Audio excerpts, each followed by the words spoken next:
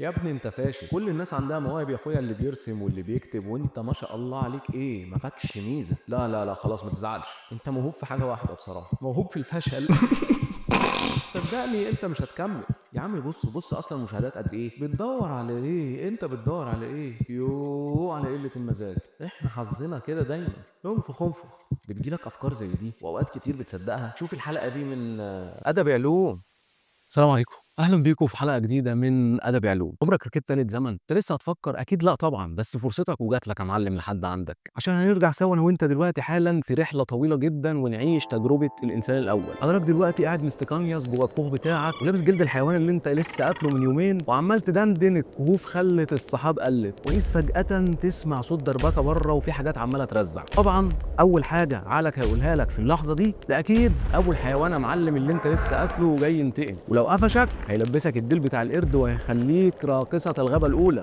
اهرب بسرعة. عقلك في الوقت ده كان مفعل على طول وضع الخطر وكان شايف انه يحذرك من اي حاجة وكل حاجة احتياط، ولو طلع انذار كاذب فعادي جدا والمهم ان احنا لسه عايشين، ولو طلع عنده حق وفعلا في خطر جاي عليك فهو عمل اللي عليه وحذرك بدري بدري ونفدت بجلدك وبجلد الحيوان اللي انت لابسه. والنهارده بعد ملايين السنين، بعد ما عملنا الحضارة وبنينا العمارة ولفينا السيجارة والحمد لله الديناصورات انقرضت، عقلك ما قدرش ينسى وظيفته القديمه لانه متبرمج على النجاه وغريزه البقاء. هو لسه بيديك انذارات طول الوقت وبيحاول يحذرك، ولكن للاسف اغلب انذاراته ما بتكونش حقيقيه، وده اللي سماه علماء النفس التشوهات المعرفيه، واللي بيقول عنها دكتور ارون بيك انها افكار ومعتقدات ووجهات نظر خاطئه بنكونها عن نفسنا وعن غيرنا وعن العالم المحيط بينا، وبتكون دايما غير منطقيه. زي مثلا لو بطنك وجعتك شويه فعقلك يقول لك ده اكيد سرطان قولون، انا لسه قاريها على الفيسبوك بقول لك اهو، وانت اصلا واكل كرنب وملوخيه، يعني ما الموضوع مش كبير كده. الافكار دي لو ما قفشتهاش بسرعه تفضل تكبر مع الوقت وممكن تعمل لك مشاكل كبيره جدا في حياتك، وممكن كمان توصل لاضطرابات نفسيه خطيره زي الاكتئاب او القلق. طب يا ترى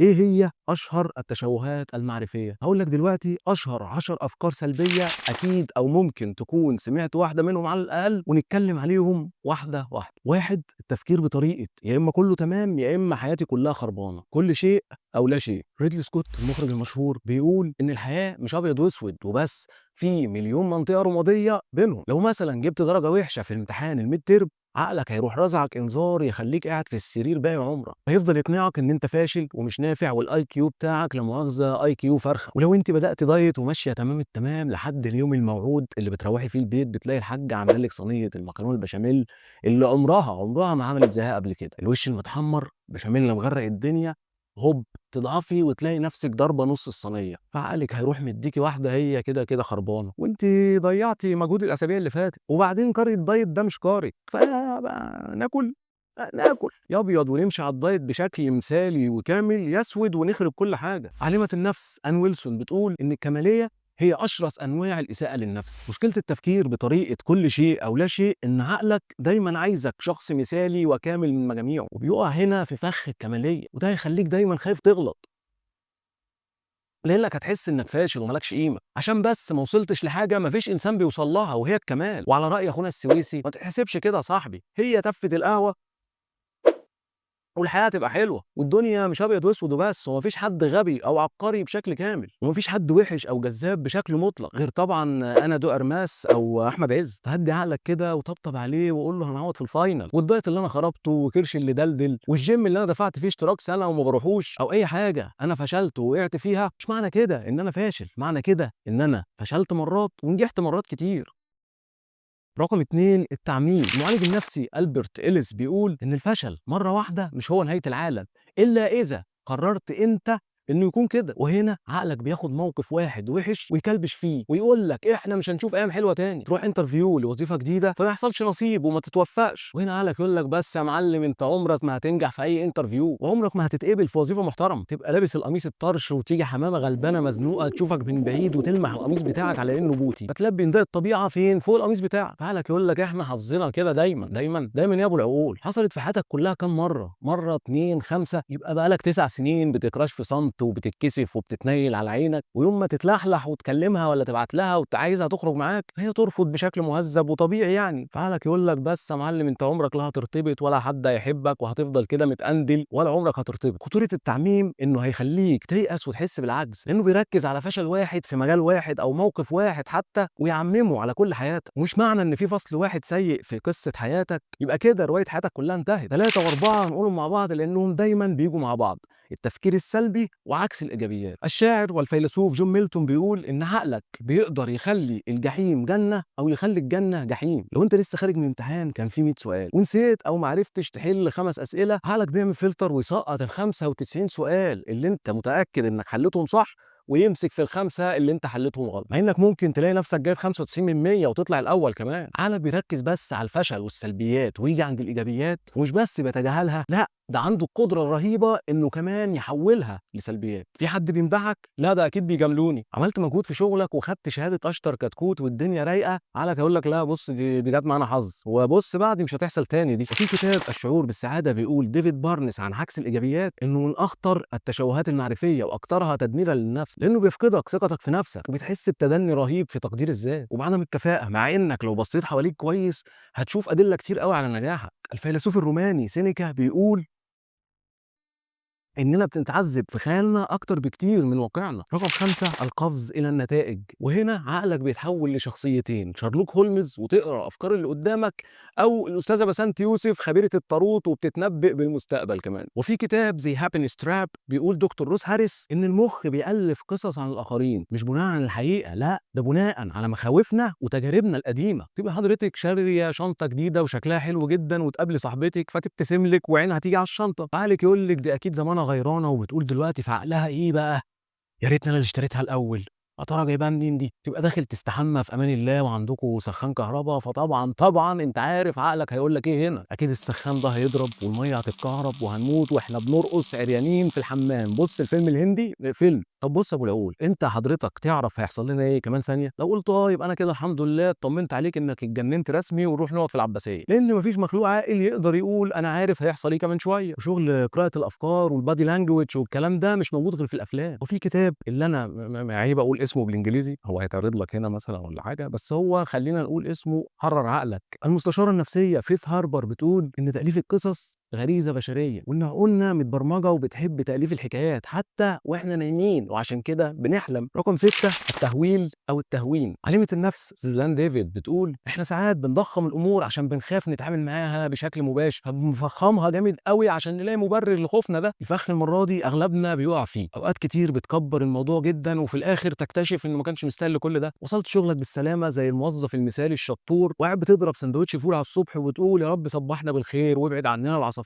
واذ فجاه تلاقي مين واقف فوق دماغك وبيصوصو. ايوه بالظبط اللي انت بتخاف منه، عصفوره المدير عمال يصوصو وبيقول لك والله يا صاحبي انا مش عارف ازاي بصراحه المدير عرف ان انت مشيت بدري امبارح وقال ان هو عايزك ضروري قوي جدا النهارده الساعه 1 الظهر. ها خلي بالك بقى نفسك، ربنا يسترها عليك يا حبيبي. بس يا معلم افتح لي بقى لينكد ان وشيل الفول ده وامسح التراب اللي على لينكد ان ده اللي انت بقالك سنه ما فتحتوش، وافتح لي فرصنا. ظبط السي في، افتح فرصنا افتح فرصنا. بقول لك احنا اترفضنا خلاص. يا عم ابو العقول اهدى بس، بقول لك احنا اترفضنا خلاص، دور على شغل. او مثلا لما حضرتك ما تسمعيش تليفون ماما وتكلميها بعديها بثلاث ثواني، 3 ثواني، الحاجه ربنا يديها الصحه في الوقت ده عقلها بيقول لها ايه بقى؟ اكيد سواق اوبر خطفها واغتصبها وقتلها ورماها في الصحراء. لا مش كده وبس، ده زمان الديابه كلتها والصعقه ضربتها والارض بلعتها. وده بيسموه علماء النفس كاتاستروفايزنج او النظرة الكارثية. عقلك بيحول المواقف السلبية أو حتى كمان في بعض الأحيان بتبقى مواقف عادية يحولها لبلاوي سودة وكوارث. أما فخ التهوين أو التقليل فعقلك هنا بيقلل من كل إنجازاتك جدا وبيخليك تشوفها إنها حاجة عادية أو أقل كمان من العادية. رقم 7 الاستدلال العاطفي أو التفكير بالمشاعر. دكتور مارشال إنهان بتقول إن المشاعر مش هي الحقائق. يوم من الأيام ضميرك كده خير اللهم اجعله خير فاق من سبات عميق ومسكك راح لسعك كرباجين وقال لك ايه على القرف اللي انت عامله في حياتك ده؟ ايه العك كده؟ لو ايه العلاقات الفاشله وايه الناس اللي انت عرفتها دي؟ وايه الوظائف الزفت اللي انت شغالها؟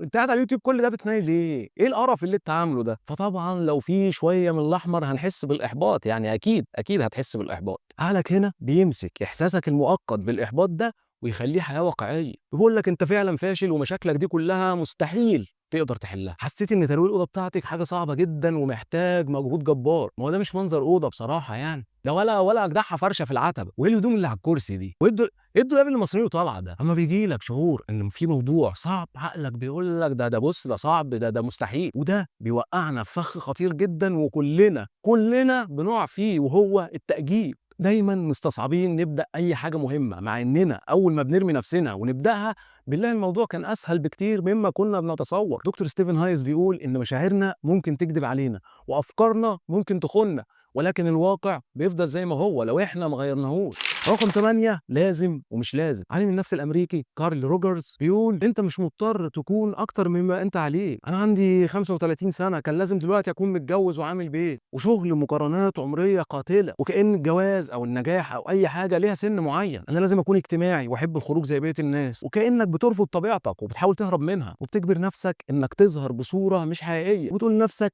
انا لازم اعمل كده عشان الناس كلها بتعمل كده. لانك لو فكرت بالراحه هتلاقي ان مش كل الناس اجتماعيين ولا حاجه، وفي ناس كتير شبهك. وبعدين هنروح بعيد ليه؟ ما انا قدامك اهو، زي شاب زي الورد اهو، انطوائي وزي الفل، وبص وبحب البيت جدا بيتوتي. عايز تقول بيتوتي؟ انا بيتوتي وبحب الهدوء وقله الكلام. يلا رقم 9، التوصيف. عقلك هنا يمسك اي غلطه ويوصفك بسببها صفه سلبيه، وده من اخطر انواع التشوهات المعرفيه، لانه بيختصرك كانسان ليه هويه وحياه كامله، وبينجح وبيفشل وبيقع وبيقوم وليه دور مؤثر في الحياه وحدوته كبيره جدا. عقلك بيختصر البوليكه الكبيره دي كلها في صفه سلبيه واحده، بسبب موقف واحد او سلوك واحد عملته مره واحده في ظروف معينه، ويخليك تحكم على نفسك او على غيرك حكم قاسي جدا ودائم، بدل ما يقدر الموقف ويشوفه على حياته الكامله. زي مثلا لو عقلك يجي في مره ويوصفك انك ما عندكش شخصيه عشان اترددت لما اصحابك قالوا لك على طلعه الساحل وما عرفتش تاخد قرار بسرعه، او اتحركت انك تقول بكل صراحه انك مش حابب تروح. لو مثلا مش لاقي في حياتك هدف تسعى وراه، حاسس انك متلخبط وتايه، عقلك هيوصفك على طول ان انت تافه مش مؤثر زي الناس اللي في سنك ومغرقين الانستجرام. بس الحقيقه يا صاحبي ان عقلك بيضحك عليك. مين قال انك مش مؤثر؟ انت بكل تاكيد مؤثر في دايرتك المقربه، جيرانك، اصحابك في الشغل، او حتى عيلتك وبس. اكيد في حد في الدنيا انت مؤثر بشكل ايجابي في حياته، حتى لو كان الحد ده هو نفسك وبس. مش معنى انك دلوقتي تايه يبقى هتفضل تايه طول عمرك. مسيرك هتوصل، زي ما فشلت فانت برضو بتنجح. قوم كده نفض هدومك كده وانشف، ها انشف لسه اللي جاي كتير. مش معنى انك فشلت مره فانت كده فاشل او غبي. المعالج النفسي ناثانيال براندن بيقول وصف نفسك بالغباء ليس تواضعا بل هو تدميرا للذات. رقم 10، الشخصنه واللوم. عقلك هنا بياخد كل حاجه بشكل شخصي جدا، وكأن الكون ده كله متوقف عليك انت لوحدك. كله باصص لك، كله بيحسدك، كله مركز في حياتك انت وبس. مع انك لو فكرت شويه وبصيت حواليك هتلاقي الكلام ده كله بلح. كلنا واخدين على عينينا وعمالين نكافح ومحدش شايف حد اصلا. يا صاحبي كل واحد في همه ومحدش مركز مع حد، صدقني. هو مفيش حد هيسهر طول الليل يضحك عليك عشان شافك وانت بتقع الصبح في المترو. مش معنى ان في طالب سقط في الامتحان يبقى انت كده مدرس فاشل. الشخصنه هتخليك دايما حاسس بالذنب، وهتشيلك حمل تقيل وكانك رافع الكوكب كله فوق كتافك. انك تفضل تلوم نفسك على انك انت السبب في حاجات انت مالكش يد فيها، او تلوم على الناس علشان مشاكل انت بتمر بيها، كل ده عمره ما هينفعك ولا هيخليك تتغير للاحسن. هيفيدك بايه انك تفضل تلوم اهلك انهم ما وفروش ليك بيئه تربيه مناسبه وهم السبب في اللي انت فيه دلوقتي؟ وهيفيدك بايه انك تفضل تلوم ظروف البلد اللي انت فيها، او تقول لنفسك انا مش لاقي شغل عشان الدنيا ماشيه بالواسطه؟ واسطه ايه يا اسطى؟ انت قاعد على النت والسوشيال ميديا بالست 7 ساعات في اليوم. واسطه ايه؟ انت ساعتين من دول لو اتعلمت فيهم انجليزي ولا كمبيوتر كان زمانك عديت. طبعا هتقول لي ده شغل تنميه بشريه، لكن الحقيقه بتقول ان فعلا لو عايز تتعلم اي حاجه دلوقتي هتقدر تتعلمها بسهوله. والمفروض تطور نفسك وتتعلم وتحارب الظروف ايا كانت. اجمد وخليك راجل، خليك واثق في ربنا، وتبقى عارف ومتاكد ان ربنا مش هيضيع تعبك ابدا. دكتور روبرت انتوني بيقول عندما تلوم الاخرين فانك تتخلى عن قدرتك على النمو. وبعدين يعني اثار الجروح تعني انك نجوت. ركز معايا، مش كل حاجه عقلك بيحذرك منها بتكون حقيقيه. اوقات كتير بيكون انذار بدائي لانسان عايش في الكهف. زمان الانذار ده كان مهم جدا وبيحمي اجدادنا وخلاهم عايشين، اما النهارده الانذار ده لو صدقته مش هيخليك عايش، بالعكس ده هيموتك بالحياه. انت مش فاشل ولا مكروه، ولا كل المؤثرين اللي على السوشيال ميديا دول احسن منك في حاجه. بالعكس خالص، ده في منهم اللي بيهين كرامته ويقل من نفسه ويمشي في سكه كبسه، والمحترم منهم فهو تعب ولسه بيتعب، واتعلم ولسه بيتعلم، وفشل كتير جدا قبل ما ينجح، ودفع سنين كتير من عمره عشان يوصل للي انت شايفه النهارده. يعني عادي جدا جدا تعمل زيه وتكون احسن منه كمان، وعادي جدا برضه تعرف ان اللي اتقال